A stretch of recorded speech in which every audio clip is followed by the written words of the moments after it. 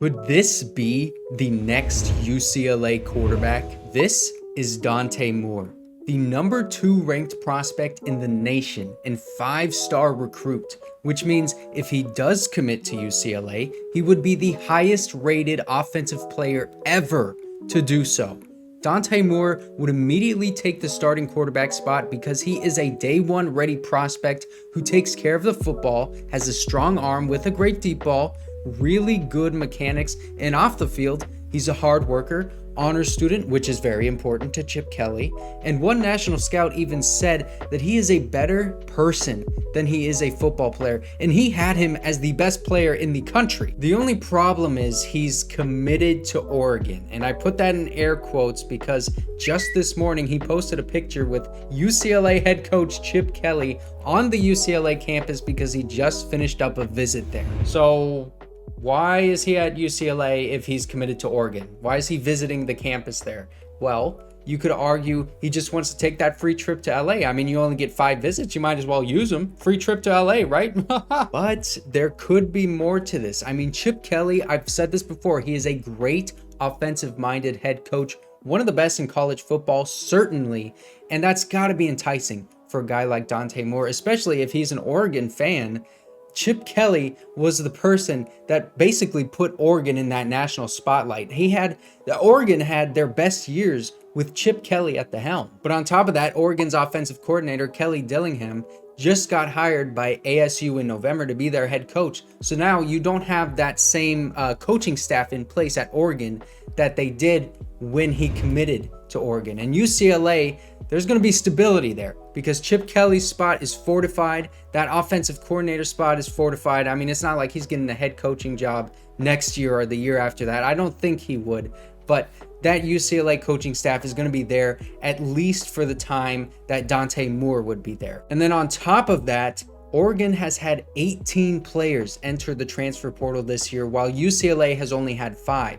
And then on top of that as well, Bo Nix could return next year, and he would be the starting quarterback for Dante Moore's first year at Oregon. And if it's really important for him to start, if you go to UCLA, you only got to beat out Justin Martin and maybe Ethan Gargers. So that's what UCLA has to offer. They have stability with the coaching staff as well as the players because they're not going to be transferring every year. And Oregon has over UCLA, the flashy players. They probably do have a better depth chart. I mean, UCLA hasn't had a really good deep threat in years, and Oregon has that. They've got those really quick, shifty guys, those playmakers on the field. And if that's really, really important to Dante Moore, like really important, even more important than the coaching staff, than stability, and then guys coming in and out every year, he may just stick to Oregon. I mean, if it's that important to him, which he even tweeted at one point that Oregon's playmakers are, crazy or something. He tweeted something like that. Also, what Oregon has to offer for him is that great fan base. Those fans show up in Eugene. I mean, you can't argue that. They've got a really good fan base there. And UCLA, they've struggled with attendance at times, especially early on in the year, or early on in the season rather, because, nobody wants to drive 45 minutes to get to the Rose Bowl Stadium when you're on UCLA campus. If you're a student at UCLA, you're going to have to drive about an hour each way in LA traffic just to get to these